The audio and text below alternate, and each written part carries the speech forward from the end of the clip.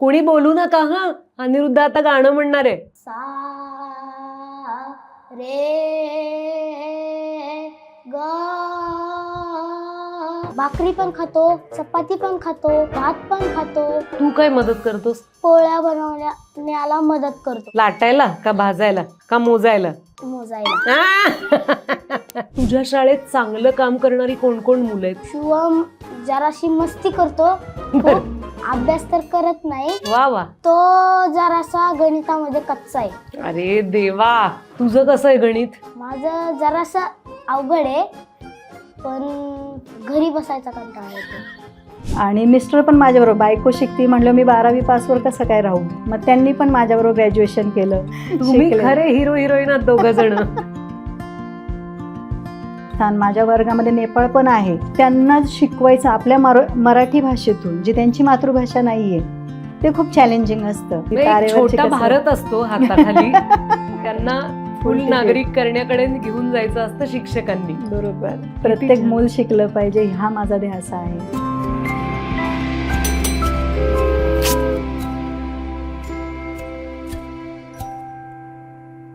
नमस्कार. आम्हाला एवढा आनंद झालाय कारण हाफ तिकीट फुल नागरिक हे आमचं पॉडकास्ट तुम्ही सगळेजण बघताय, इतक्या भरभरून प्रतिक्रिया देताय, भेटल्यावरती तुमचं मत सांगताय, त्या सगळ्यासाठी मनापासून आभार. पण त्याचबरोबरीने तुम्ही सबस्क्राईब करा, कारण जितके सबस्क्रिप्शन्स आम्हाला जास्त मिळतील तितकी आम्हाला व्ह्यूअरशिप चांगली मिळत राहील आणि आम्ही तुमच्यापर्यंत जास्तीत जास्त एपिसोड्स घेऊन येत राहू. तर आर पार आणि सो कूल सोनाली कुलकर्णी या दोन्ही चॅनल्सना सबस्क्राईब करायला विसरू नका. फॉर हाफ तिकीट फुल नागरिक. नमस्कार शिंदे मॅडम. नमस्ते. तुम्हाला सगळी मुलं शिंदे मॅडमच म्हणतात का? हो, शिंदे मॅडम नावाने सध्या मी प्रचलित आहे आणि सोशल मीडियावर पण जास्त करून. हो, मी ऐकलं. हो. शिंदे मॅडम बनण्यापूर्वी तुम्ही कोण होतात, कुठल्या गावच्या आहात, तुमचं नाव काय, ह्या त्या गोष्टी जाणून घ्यायच्यात. माझं नाव सौ सीमा राजेंद्र शिंदे, माहेरचं नाव सीमा संपत चौगुले. बरं. माझं मूळ गाव आहे कांबळेश्वर, म्हणजे बारामती तालुक्यातील कांबळेश्वर गाव, त्यातील बारवनगर नावाची आमची वस्ती आहे. बरं. पण वडील मुंबई रेल्वे पोलीस म्हणून भरती झाले, त्याच्यामुळे माझा जन्म मुंबईचाच, 10वी पर्यंतचं शिक्षण तिथेच, आणि वडील आता रिटायर झाल्यानंतर गावी असतात बारामतीलाच, त्याच्यामुळे त्याच गावी आता जास्त येणं जाणं असतं. आणि सासरचं गाव पण तिथलंच आहे, बारामती तालुक्यातलं माळेगाव म्हणून. बरं. आणि मग झालं आमचं लग्न झालं, आणि मग लग्नानंतर यांनी मला शिकवलं. मला शिक्षिकाच व्हायचं होतं. बरं. D.Ed वगैरे लग्नानंतर झालं माझं, आणि मग मी नोकरीला लागले, आणि नोकरीनंतर सुद्धा मी B.Ed M.Ed पुढं शिक्षण घेतलं. BA MA पण झालंय माझं. म्हणजे पती पण माझे पोलीस खात्यातच आहेत. बरं. पण त्यांनी मला शिक्षणासाठी खूप छान प्रोत्साहन दिलं आणि सपोर्ट खूप, म्हणजे घरच्यांचा, सगळे माझे नातेवाईक म्हणा, आमची जॉईंट फॅमिली, दीर जाऊ, आम्ही सगळे एकत्र असतो. सासू सासरे आता नाही आहेत, पण ते ज्यावेळेस हयात होते त्यावेळेस पण त्यांनी मला खूप छान सहकार्य केलं. मी नोकरीसाठी घराबाहेर जायचे त्यावेळेस माझ्या मुलांना त्यांनी छान सांभाळलं, आणि नोकरी करत करत मी बाहेरून एक्सटर्नल शिक्षण पण घेतलं. मेमध्ये एक्झाम आहे, आपल्याला तयारी करायची. मग सकाळी 3ला उठून 3:30ला म्हणजे सगळं तयारी करून मी अभ्यासाला बसायचे. 5पर्यंत 1.5-2 तास अभ्यास करून परत घरातलं कामं उरकून शाळेसाठी तयारीला लागायचे. बरोबर. आणि तेव्हा आपण म्हणतो ना की कदाचित आर्थिक परिस्थिती आपली तेवढी घट्ट असतेच असं नाही. माझे मिस्टर एकटे कमवत होते, आणि तुम्हाला तर माहिती आहे पोलीस खात्यामध्ये त्यावेळेस 3,000 पगार होता फक्त 2000 साली.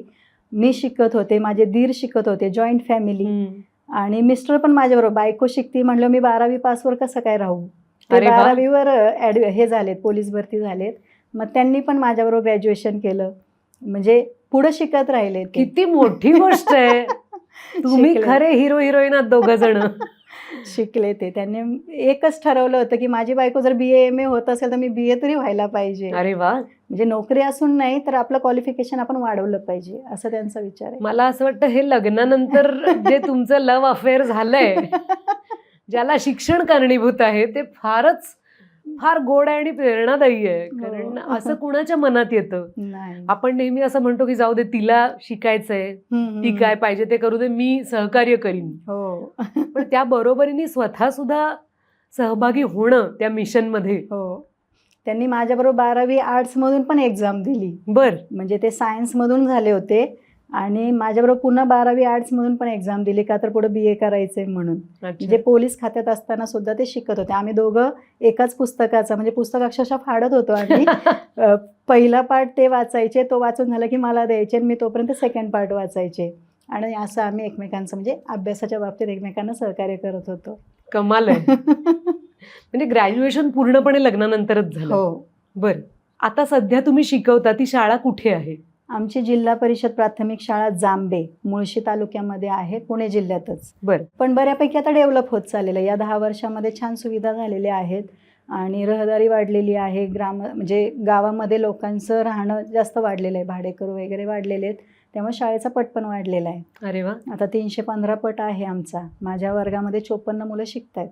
नवीन पण अनेक आपल्याकडे श्रोते असतात, प्रेक्षक असतात, त्यांच्यासाठी आपण पट समजावून सांगूया. पट म्हणजे शाळेतली एकूण विद्यार्थी संख्या. बरोबर. मुले अधिक मुली. बरोबर. पूर्ण म्हणजे जेवढ्या इयत्ता आहेत ती सगळी मिळून विद्यार्थ्यांची संख्या. हो. पूर्ण शाळेचा पट म्हणजे विद्यार्थी टोटल आणि एका वर्गाचा पट त्या वर्गापुरता मर्यादित. बरोबर. आणि तुमची आत्ताची शाळा कितवी ते कितवी आहे? आता सध्या 1ली ते 7वी आहे. जूनमध्ये आपल्याला 8वीला परमिशन मिळाले, त्याच्यामुळे 1ली ते 8वी होऊन जाईल. साधारण जिल्हा परिषदेच्या शाळा 7वी पर्यंतच असतात का? हो. नाही, बऱ्यापैकी 8वी पर्यंत असतात, पण त्याला हे असतं म्हणजे क्रायटेरिया असतो की 6वी 7वीचा पट इतका पाहिजे तरच आपण 8वी सुरू करू शकतो. म्हणजे तो पट पुढं तसा टिकला पाहिजे, मग मान्यता मिळते आपल्याला शासनाकडून. तसा प्रस्ताव द्यावा लागतो आणि मग प्रस्ताव मान्य झाल्यानंतर आपण 8वीचा वर्ग सुरू करू शकतो. मध्ये मध्ये विद्यार्थी गळले नाही पाहिजेत. हो. तो कायम राहिला पाहिजे, सतत वाढ झालेली दिसली पाहिजे. बरं. आणि आता तुमच्याकडे काय काय विषय आहेत? सगळे 4थीचे सर्व विषय मी शिकवते. आपल्याकडे 4थी पर्यंत एकच वर्ग शिक्षिका असतात ना, शिक्षक किंवा शिक्षिका. हो हो. तसं झेडपीच्या शाळांमध्ये सगळीकडे 7वी पर्यंत एकच वर्ग शिक्षक असतो. बरं, म्हणजे तेच सगळे विषय घेतात? तेच सगळे विषय घेतात. बरं. आणि सगळ्या म्हणजे ऍक्टिव्हिटीज पण तेच घेतात. स्पर्धा असेल किंवा काही इतर गोष्टी असतील तर त्यांनाच तयारी करावी लागते. आणि इतर कामांमध्ये शाळेव्यतिरिक्त आम्ही बरंच ऐकतो की जेव्हा मतदानासाठी शिक्षकांना जावं लागतं, जनगणनेसाठी, तर अशी काय कामं करावी लागतात? खूप कामं. आता सध्या SIR म्हणून आहे, त्याच्यामध्ये 2002 सालची मतदारांची यादी, म्हणजे त्याला त्या व्यक्तीला ऑनलाईन मॅपिंग करून घ्यायचे. बरं. त्या व्यक्तीचे आई वडील असतील किंवा ते स्वतः असतील, मिस्टर असतील, ते त्या काळात म्हणजे 2002च्या यादीमध्ये आहेत का नाही हे बघून त्यांना मॅप करायचे. ते नसतील तर त्यांच्या आईवडिलांना मॅप करायचं. हे काम आता सध्या 8 दिवस झाले युद्ध पातळीवर सुरू आहे. त्याचबरोबर जनगणनेचं प्रशिक्षण सुरू आहे. त्याचबरोबर आमचं निकालाचं काम, परीक्षा, पेपर तपासणं, ऑनलाईन रिझल्ट. ते नाही झालं की 26 एप्रिलला जस्ट आता आमची स्कॉलरशिपची परीक्षा झाली. म्हणजे 4थी आणि 7वीला स्कॉलरशिप आणि 7वी या वर्षीपासून सुरू झाले. मग 26 एप्रिलला ती परीक्षा झाली. म्हणजे हा पूर्ण आठवडा किंवा 2 आठवडे असं जणू काही आपल्या मानगुटीवर कुणीतरी बसले आणि उरक झालं का नाही असं वाटत होतं की कुणीतरी असं म्हणते वरून, ते विक्रम वेताळसारखं. त्याच्यात आम्ही एक आलो की तुम्ही यायलाच पाहिजे शिंदे मॅडम. तुम्ही उलट आमच्यासाठी एक छान संधी घेऊन आलात. आमचा विद्यार्थी तुम्ही म्हणजे तुमच्या पॉडकास्टमधून सादर करणार आहात. मी तर दिसलीच आहे बऱ्याच लोकांना, विद्यार्थी पण माझे दिसलेत, पण आज त्याला स्वतःला अनुभव घेता येईल की पॉडकास्ट काय असतं किंवा एक मुलाखत काय असते. आणि सोनाली ताई स्वतः माझ्याशी बोलणार आहे, म्हणजे तो खूप एक्सायटेड झालेला आहे. त्याला असं वाटतं की बघा ही माझी पहिली पायरी एवढी भारी आहे, मग पुढं मी अजून कुठं जाईल. पण तो विश्वास तुम्ही तुमच्या सगळ्याच विद्यार्थ्यांमध्ये आहे मुक्त हस्ते भरत असता. तुम्हाला तुमच्या विद्यार्थ्यांबद्दल काय वाटतं? म्हणजे त्यांची आर्थिक परिस्थिती, त्यांची कौटुंबिक परिस्थिती आणि त्यांची शिकण्याची जिद्द, या सगळ्याबद्दल तुम्हाला काय वाटतं? सगळ्यात महत्त्वाचं म्हणजे झेडपीच्या शाळेमध्ये जी मुलं शिकतात त्यांची आर्थिक परिस्थिती बिकटच असते, कारण फी भरण्याची ऐपत नसते, म्हणून तेच मराठी शाळेमध्ये घालतात. आणि असं काही नाही की आमची एकदम ग्रामीण भागातली शाळा आहे म्हणून तिथं प्रॉपर तिथलीच मुलं शिकतायत. आमची शाळा अशी थोडीशी आउटसाईडला असल्यामुळं सगळे म्हणजे तिथं असणारे मजूर कामगार, वीटभट्टी कामगार, ह्या सगळ्यांची मुलं तिथं शिकतात. त्यामुळे त्यांची आर्थिक परिस्थिती नाजूकच म्हणावी लागेल. आणि आता तुम्हाला म्हटलं तसं जे मजूर आहेत त्यात UP, बिहार, राजस्थान, माझ्या वर्गामध्ये नेपाळ पण आहे. म्हणजे सगळ्या प्रकारची मुलं आहेत माझ्याकडे, मारवाडी पण आहेत. मग त्यांना शिकवायचं आपल्या मराठी भाषेतून, जी त्यांची मातृभाषा नाही आहे, ते खूप चॅलेंजिंग असतं. आणि त्यांच्या आईवडिलांना पण मराठी येत नसतं. म्हणजे मला सगळ्यात जास्त त्रास होतो की ज्यावेळेस अशी मुलं मध्ये आधी ॲडमिशन घेतात 3मध्ये 4थीमध्ये, कारण शासनाने RTE नुसार वयानुरूप दाखल करण्यास पण सांगितलंय. 6 पूर्ण असला तरच तुम्ही पहिलीत जाऊ शकता. आणि जर तो शाळेत गेलेलाच नसेल आणि जर तो 8 पूर्ण झाला असेल तर त्याला डिरेक्टली 2री-3रीत ऍडमिशन अरे मिळतं. बापरे. मग त्याचं सगळं पहिल्यापासूनचं बेसिक कन्सेप्ट क्लिअर करण्यापासून, ते पण आपल्या मातृभाषेतून, आपल्या मराठी भाषेतून, त्याला प्रमाण भाषेकडे पण वळवायचं असतं हो. आणि त्याला बोलतं करायचं असतं. त्याला ह्या सगळ्या गोष्टी, त्या क्षमता त्याला द्यायच्या असतात, त्यांच्यामध्ये तयार करायच्या असतात.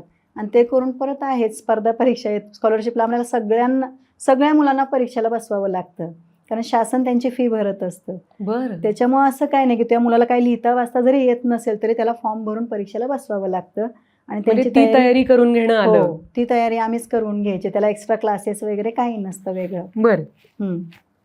म्हणजे ही आहे आमची एक तारेवरची छोटा कसरत. भारत असतो हाताखाली वेगवेगळ्या राज्यातून आलेला, हो. आणि त्या संपूर्ण नागरिकांना जे हाफ तिकीट मध्ये असतात हो, त्यांना फुल फुल तिकीट. नागरिक करण्याकडे घेऊन जायचं असतं शिक्षकांनी. बरोबर. पण करतो आम्ही, कारण मी त्यांना माझी मुलं मानत असते. तुम्ही मागाशी म्हणालात तसं आर्थिक परिस्थिती जरी झाली बिकट असली तरी मी माझी मुलं समजून, त्यांची कुठली फी असू दे, कुठल्या स्पर्धेत भाग घेण्यासाठी पैसे भरायचे असू दे, पुस्तकं असू दे, मी स्वतः खर्च करते आणि त्यांना तिथपर्यंत पोहोचवण्याचा मी प्रयत्न करते. मी मुलांकडून कधीच पैसे घेत नाही. आणि शिवाय वेगवेगळ्या स्पर्धा घेते किंवा 100% उपस्थितीसाठी बक्षीस देते. दर महिन्याला मी प्रत्येक मुलाला बक्षीस देते. आणि या ज्या स्पर्धा दर शनिवारी घेते, आनंददायी शनिवारमध्ये, त्यामध्ये पण मुलांना बक्षीसं देते. त्यामुळं मुलं एकदम असं उत्सुक असतात शाळेत यायला, दांड्या मारत नाहीत. किती छान. शाळेत येतात. ही तुमची संकल्पना आहे आनंददायी? नाही, तसं शासनाने सांगितलंय दप्तर विना शनिवार. बरं. पण माझ्या मते आनंददायी शिक्षण ही पहिली कन्सेप्ट आहे, कारण मूल शिकण्यास तयार झालं पाहिजे. तुम्ही त्याच्यावर लादून तो शिकणार नाहीये.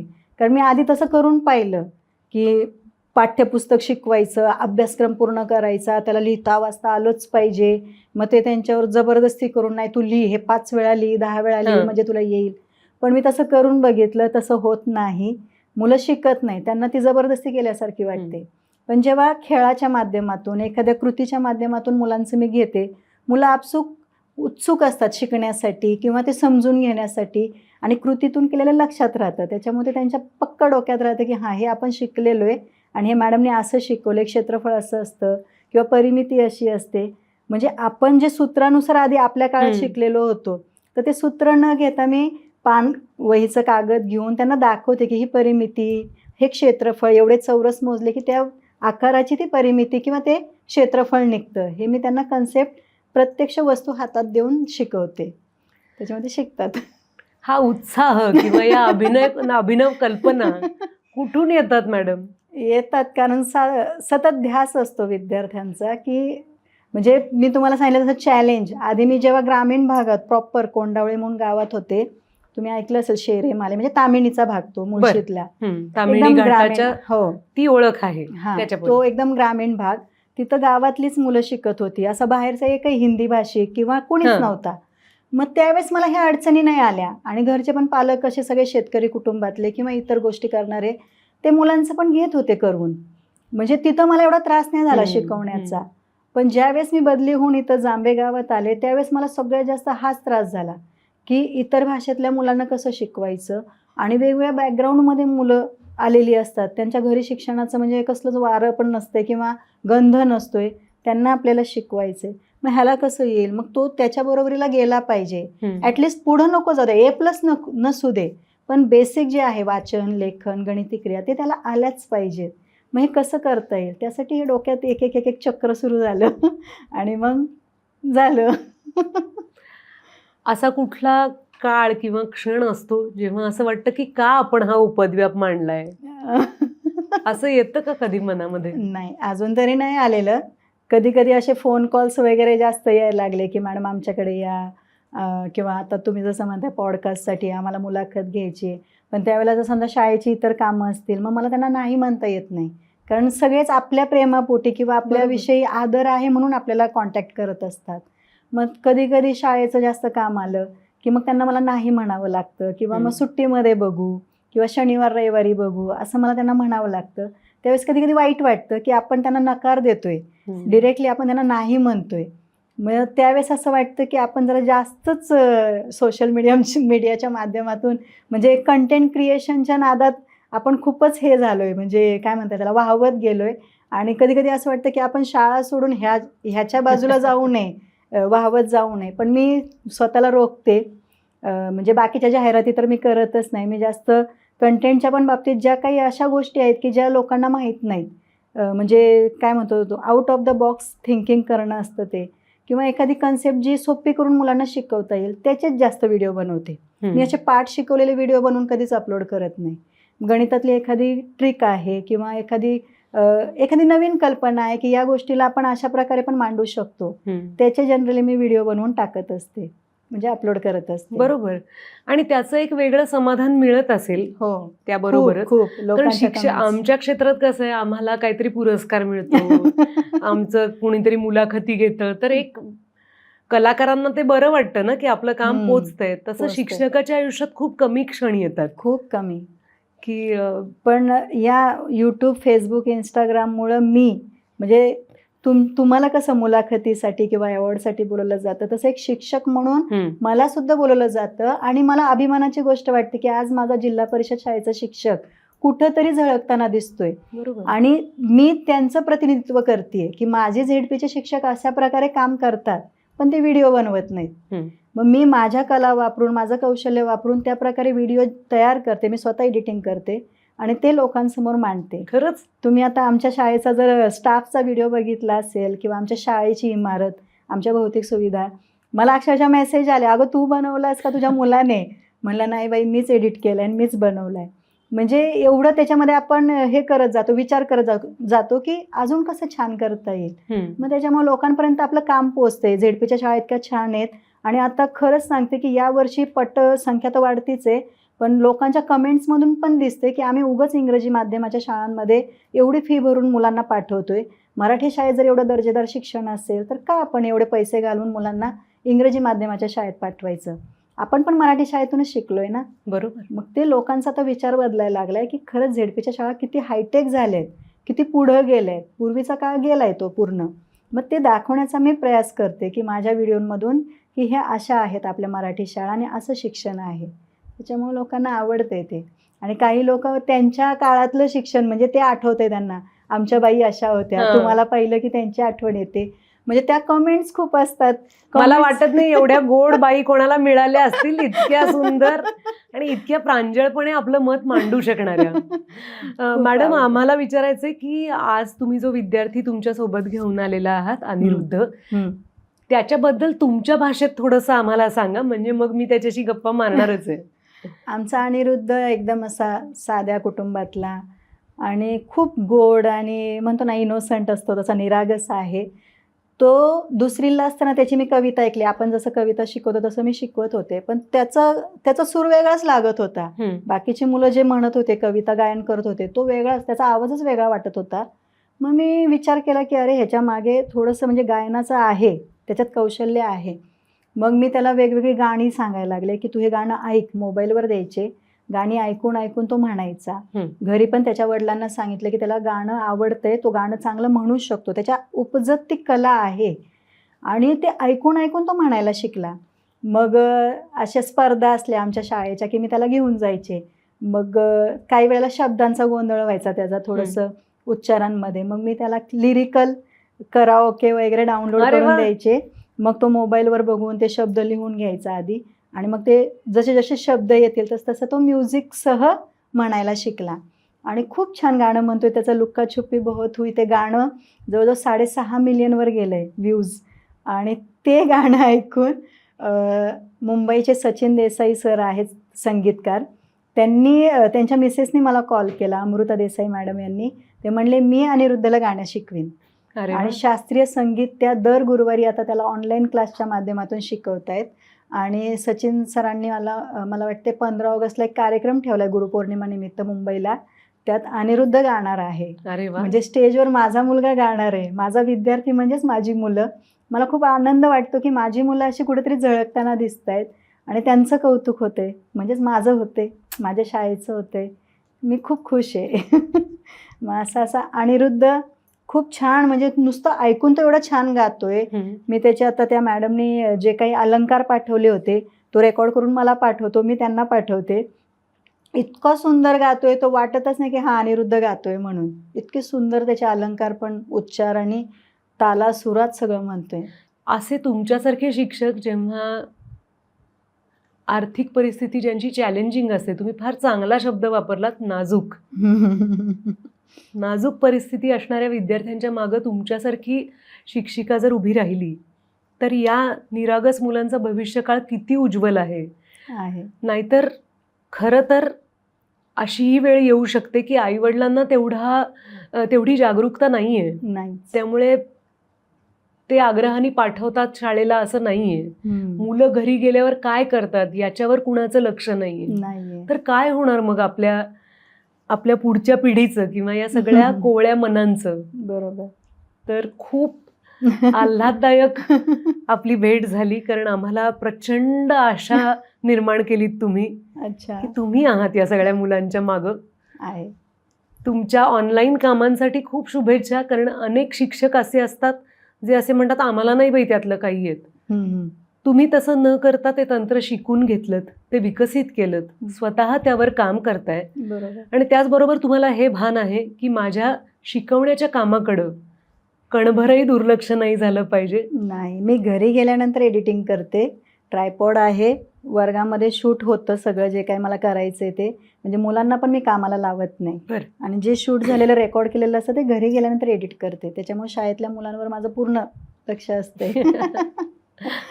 प्रत्येक मूल शिकलं पाहिजे हा माझा ध्यास आहे. हा ध्यास पूर्ण करायला आमचाही हातभार लागो.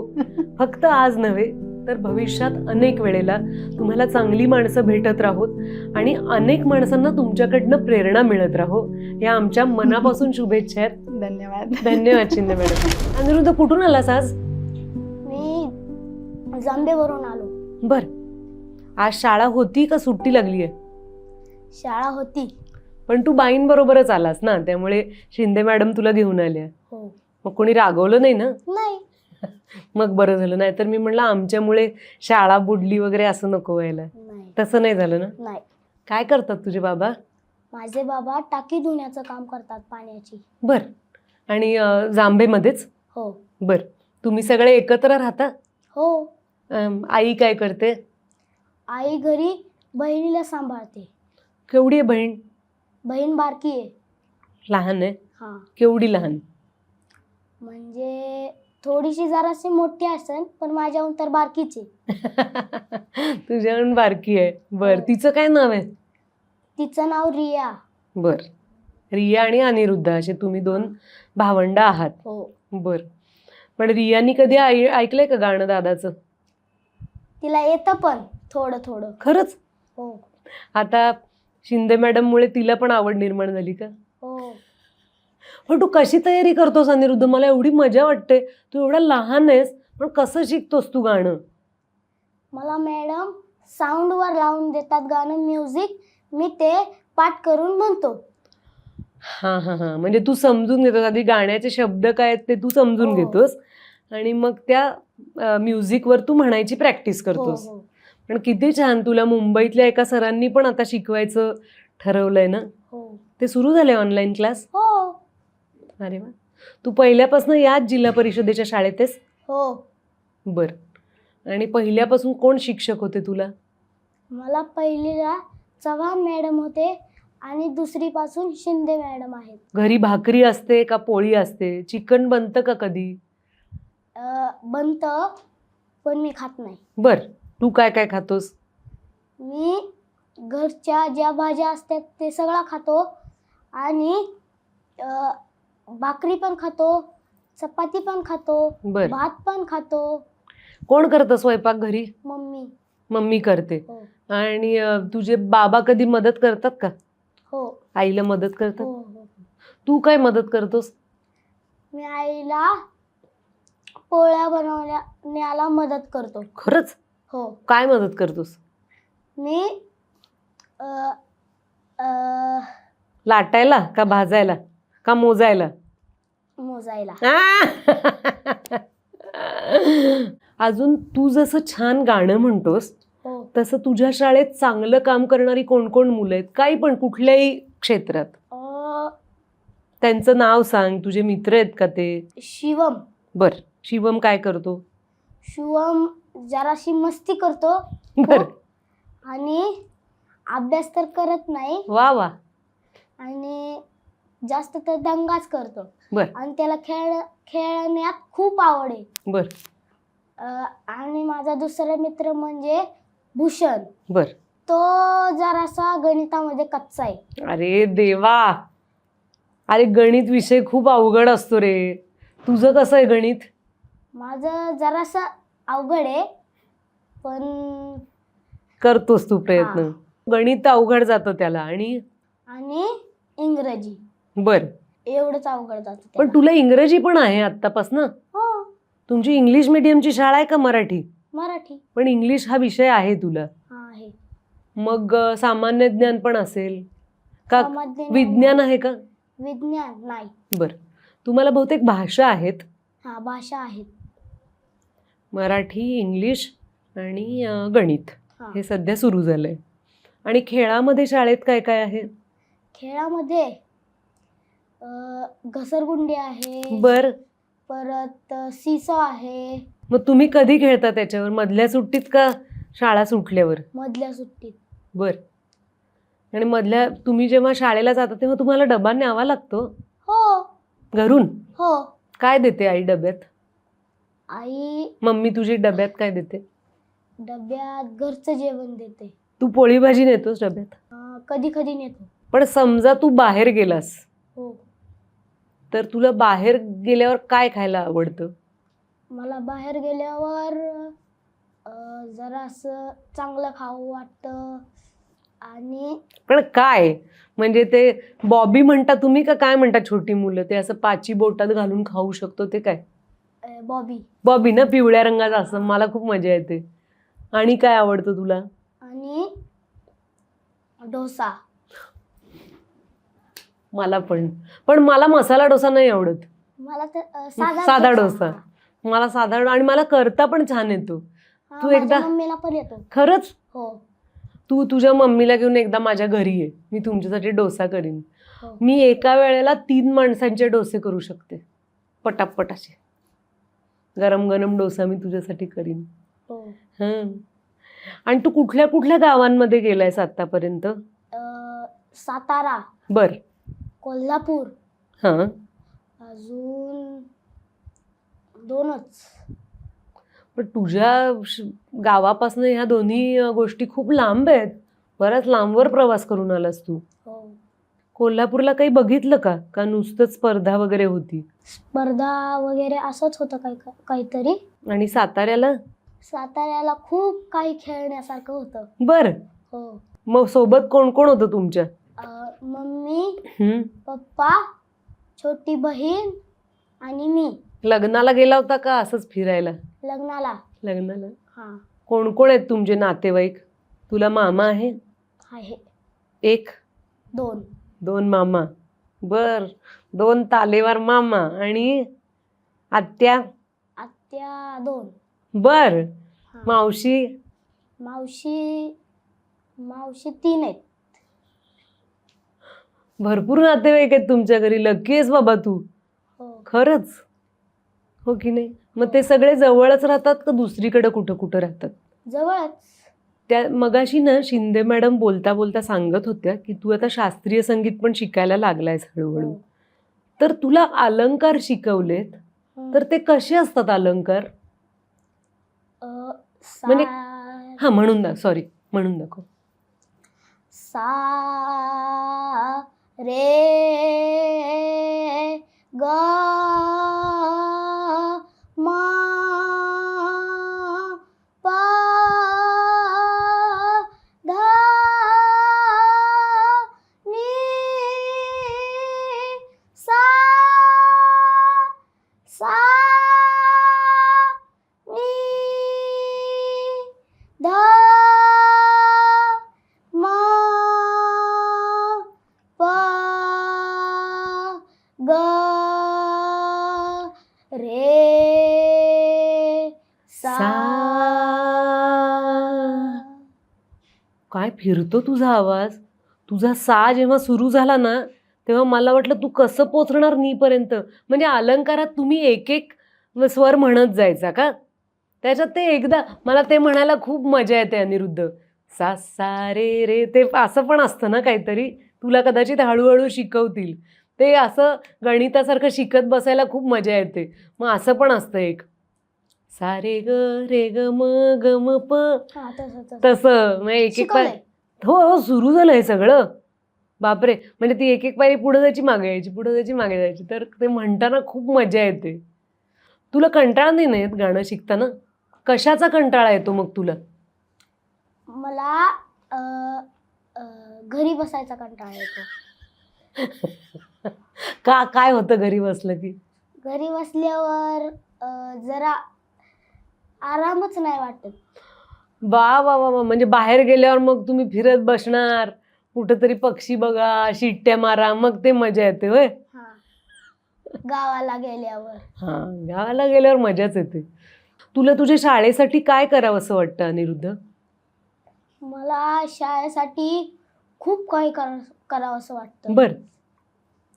मी शाळेसाठी काहीही करू शकतो. हम्म. काहीही.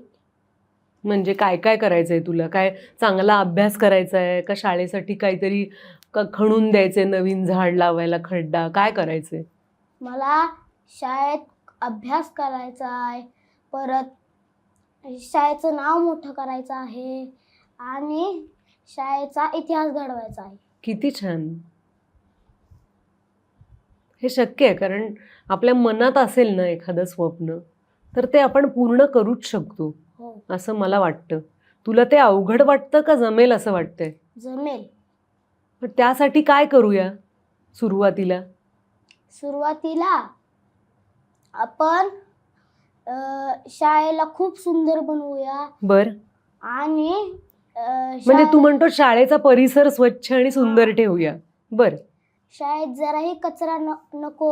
बर. आणि शाळा स्वच्छ सुंदर दिसली पाहिजे.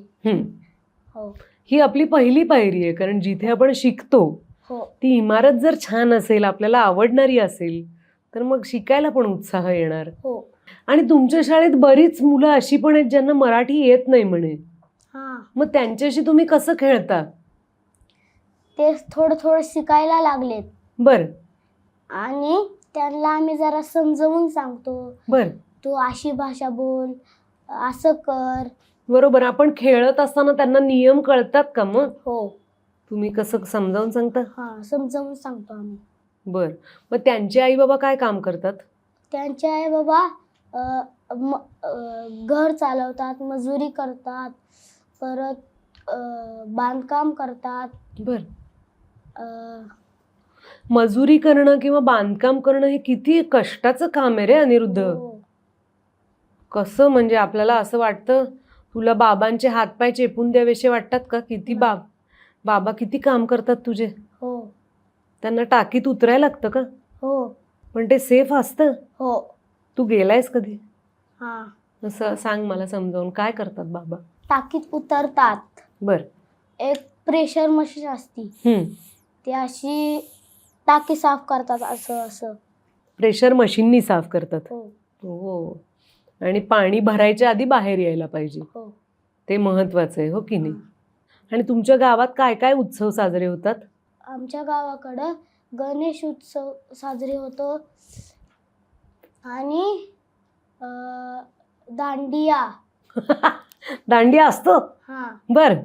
आणि होळी गुढीपाडवा नंतर दिवाळी नागपंचमी. केवढे सण लक्षात आहेत तुझ्या. आत्ता कुठला झाला बरं सण. गुढीपाडवा झाला मला वाटतं. मला तर मे महिन्याची सुट्टी म्हणजे सुद्धा सण वाटतो.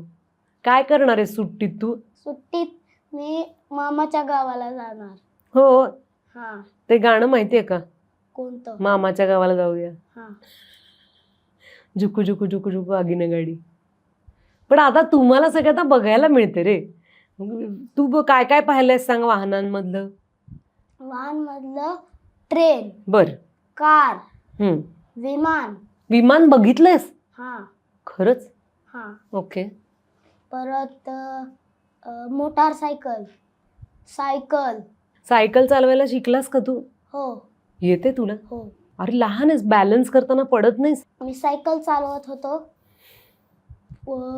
असं पुढं ब्रेक मारायला गेलो, ब्रेकच नाही लागला, पडलो. अरे बापरे, रक्त आलं का? थोडंसं. ब्रेक फेल झाला असेल, नाही तर काय माहिती, कधी कधी लागत नाही ना. हो. आणि पडलात. मी तर एकदा काय झालं, पावसाळ्याचे दिवस होते आणि वळत होते रे मी असं उजवीकडे, तर वळता वळता स्लिप झाली सायकल, मस्त अशी पडले, खूप लागलं, सॉलिड दुखलं शाळेत असताना.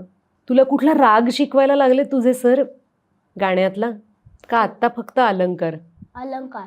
राग नाही शिकवला अजून? नाही. आणि तुमच्या शाळेमध्ये जेव्हा राष्ट्रगीत म्हणता हो. किंवा इतर प्रार्थना म्हणतात तेव्हा तू पुढे असतोस का? नाही, मध्यभागी. हां, बरं, मध्यभागी असतोस. म्हणजे कशी रचना असते मुलांची? असं आम्ही ओळीत थांबतो बरं. आणि प्रार्थना सुरू झाली म्हणजे राज्यगीत राष्ट्रगीत सुरू झालं ना. तुम्ही राज्यगीत पण म्हणता? हो. अरे वा.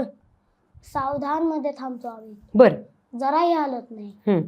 आणि जेव्हा ते संपतं ना तेव्हा थोडंसं हलून घेतो आणि मग नंतर ना राज्यगीत सुरू होतं. बरं.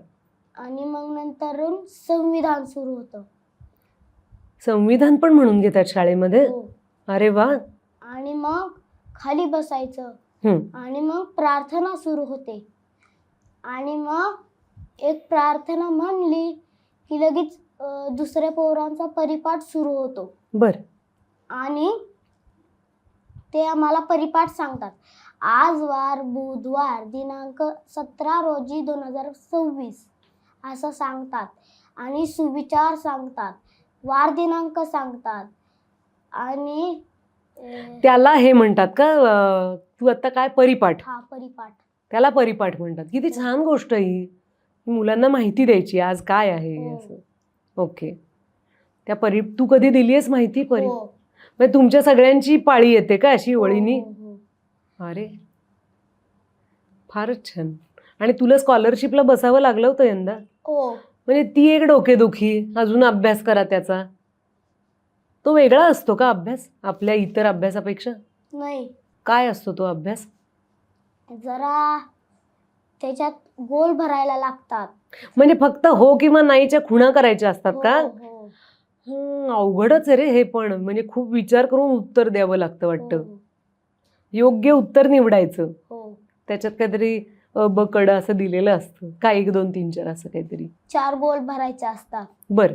त्याच्यातला कुठला बरोबर आहे तो रंगवायचा. हां. गोल जराही बाहेर आला नाही पाहिजे. आणि थोडासा जरी रंगवला असला तरी तो प्रश्न चुकीचा. आणि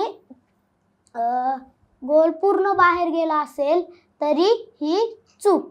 अरे बापरे, म्हणजे काटेकोरपणे स्वच्छता ठेवून तो पेपर सोडवायला पाहिजे, हो. नाही तर मार्क जाणार आपले. हां. मग तुम्हाला शिंदे मॅडम बरोबर सांगतात का कसा सोडवायचा आहे पेपर ते? हो. तुम्ही शिंदे मॅडमचं घर बघितलंय? हो. आजच. किती छान. आणि तुम्ही त्यांना शिक्षक दिनाला विशेष नमस्ते म्हणता का गुरुपौर्णिमेला? रोज. अरे किती छान उत्तर आहे, खूप शाबासकी या उत्तरासाठी. रोज म्हणता तुम्ही? हो. तू एक क्षणाचाही वेळ लावला नाहीस आणि छानच उत्तर दिलंस. तुम्ही रोज त्यांना नमस्ते म्हणता. हो. आपल्या शिक्षकांचा आपण आदर ठेवतो ना. हो. आता एक छोटे छोटे प्रश्न विचारते. तुला मोठं झाल्यावर काही बनायचंय ते तू ठरवलंयस का? ग्रॅज्युएट तर तू होणारच आहेस, हो. पण तुला कुठल्या क्षेत्रात काम करायचंय? तुला खेळाडू व्हायचंय, मोठा गायक व्हायचंय, का तुला शास्त्रज्ञ व्हायचंय, का अजून ठरवलेलं नाहीये? मला पोलीस व्हायचं आहे. बरं. आणि ते पोलीस जर नाही झालो तरी सिंगर होईल. बरं. ते तर तू होणारच, कारण तुझा आवाज इतका छान आहे. हो. फार आवडला मला तुझा आवाज. पण घरी सारखं मोठ्या मोठ्याने प्रॅक्टिस करून बाकीच्यांना त्रास देतोस का? नाही. काय माहिती, आई कंटाळत नाही ना? नाही. आईला पण आवडतं तुझं गाणं? हो. अरे वा, खूपच मस्त गोष्ट आहे. तुला खूप शुभेच्छा देते मी. आपल्या पॉडकास्टचं नाव आहे हाफ तिकीट फुल नागरिक. हो. तर तू आता हाफ तिकीट आहेस, पण तू गातोस फुल नागरिकासारखं. हो. खूप मस्त गातोस. तर तुला शुभेच्छा याच आहेत की तुझं गाणं जे तू शिकतोयस हो. ते शिकताना तुला खूप आनंद मिळू दे.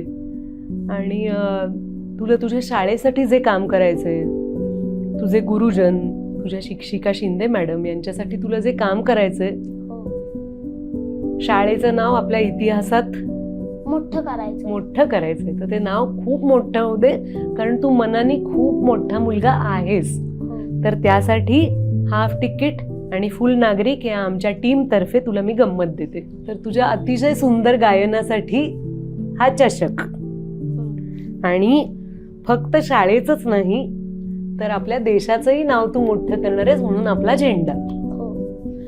मनापासून आभार अनिरुद्ध. धन्यवाद. धन्यवाद.